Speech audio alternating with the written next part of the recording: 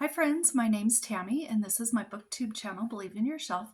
And today I have for you my weekly reads and wrap up. And I did finish 4 books this week, so I'm happy about that.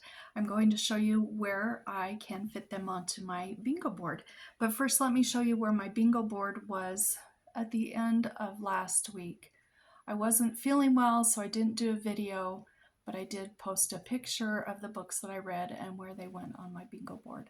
So that's where I was at the end of the week. So the first book that I finished was by Susan Branch. It's called Martha's Vineyard, Isle of Dreams. And I have been reading this since about probably mid-December. And I finished it this week and I really loved it. This is book 2 in a trilogy by Susan. And in her trilogy, she's kind of broken her life up into 3 different parts. And this was part 2, kind of the middle of her life, and I just really enjoyed this. I'm looking forward to reading book 3, but I'm going to wait for a little while because I don't want this series to be over, this trilogy to be over. But if you know anything about Susan Branch, she's got lovely quotes and beautiful illustrations and drawings that she has done herself, and just lots of heartwarming stories, and I just really recommend anything by Susan Branch. But I love this book. Inside of this book there are some recipes too, and one of the recipes is for a type of jam. So I'm going to put the little sticker for that book right there on jam. Let me put that on real quick.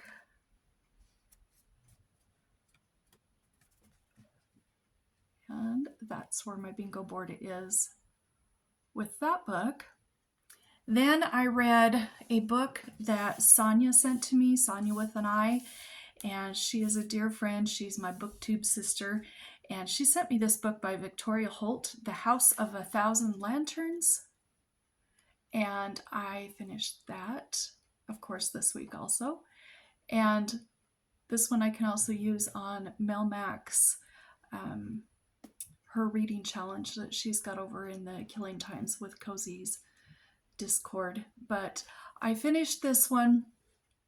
I really enjoy Victoria Holt a lot, but this is not one of my very favorite books of hers. And I guess the reason I have to say why that is the plot was fairly similar to a book that I recently read. The characters and the setting were different and whatever, but sort of the plot, the twist was similar to another book. So it wasn't as highly loved as the other books have been to me, but I did really enjoy reading this book, and I would definitely recommend it. If you like gothic romances, this one here is good. The thing that cracked me up in this book, though, so she's married to a guy in the book, and then there's 3 other people who are in love with her also. So it felt a little unrealistic, but there were 4 guys involved in her life, and that kind of cracked me up. But I did enjoy this book. And where I'm going to put that, okay, I had to be really creative with this one because I didn't know where to put that book on my bingo chart. So I was looking up Victoria Holt and just reading more about her because I was interested, how she got started writing and when she did most of her writing and all of that stuff. And as I was reading about her, I was reading all the different languages that her books are published in. And her books are published also in Polish. And I have a little square up here that says Poland.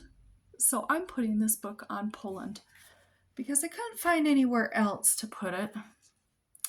And I can make it work that way. So there's where we are with that book. Then I read another one before this one, but I finished this one last night. And it's Ethan Frome by Edith Wharton. And Okay, I'm going to set this down. I'm sure you've seen this now. Oh, I'm still trying to figure out what I think about that book. I gotta say, I did not like the book at all. I didn't like any of the characters. The characters were all pretty much awful, especially one was a horrible character. And then the other two were, they were, I guess you'd call morally gray, except leaning towards the black. So I don't know. I'm not going to say anything about this book because it is only 99 pages. It's short and it's by a classic author, Edith Wharton. So I don't want to spoil this for anybody, but what can I say about this? I don't want to spoil anything, so I'm not going to say anything about it other than I didn't like it. Except that Edith Wharton needed someone to give her a great, big, huge, squishy hug about 5 times a day, every day in her life. Because I don't think she was a very happy person. This was not a happy book. I also want to just warn you, if you don't like depressing books. And but another thing, I know I'm really rambling here, so I'm sorry. I'm still trying to get my thoughts together actually about reading this. But one thing I will say about her writing was superb. She had me there. I was there in the story. I was there with the characters. I was there every moment along the way. So maybe she was actually a pretty good author. I don't know. I'm not interested in reading anything else by her because I'm kind of put off by this book. But nevertheless, I did finish it. So where I'm going to put that sticker for that book, if you look at the cover and you know the story, this does take place in winter. So I'm going to put it there on freezing. Has anybody else read that book? If you've read that book and would like to chat with me about it, about maybe why you did like it or why you didn't like it, let me know down in the comments. Just in your comment, if you wouldn't mind, put spoiler alert first thing in case somebody reads the comments and they don't want to be spoiled for the book. They'll skip your comment. But I would love to have a conversation with any of you about this book. So I'm just curious if you read it, if you liked it or if you didn't, because I think it's really it really divides people. People love it or they hate it, and I guess I just didn't care for it. So the last book that I did read also was by Ryrie Brink, The Pink Motel. And my oldest granddaughter gave this to me for Christmas. And this was delightful. I've only read Caddy Woodlawn by Carol Ryrie Brink. And that's, about a kind of a pioneer girl. And so I had no idea that she wrote other types of books. And this was cute. This was wholesome. This was innocent. This was sweet. It's about a family who inherits a pink motel with 6 or 7 little cabins, I guess you could call them, in Florida. And they're from Minnesota. And they decide they're going to go down there over Christmas vacation. The kids have 3 weeks off from school. And they're going to go down and clean it all up and sell it and then come back home. And they go down there and they do get everything cleaned up, and they start having renters come to rent the little homes in the motel.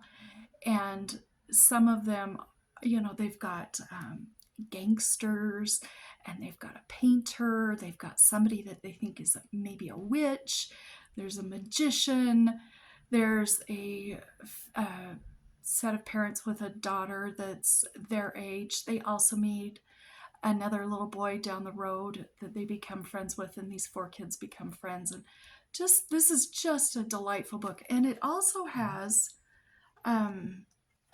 lots of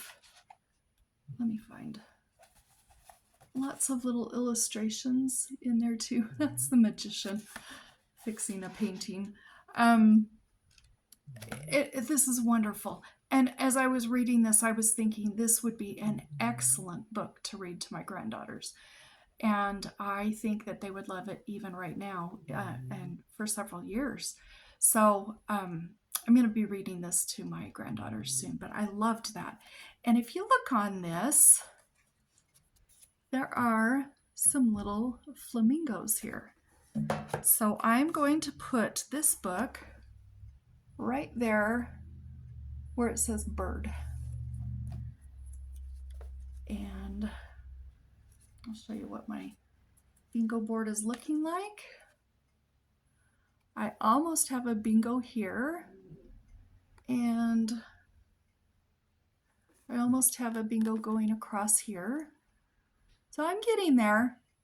I still have some time this month, and hopefully I'll get a bingo, but those are the books that I did finish this week, and I hope you had a great reading week as well, and we'll talk to you later. Bye-bye.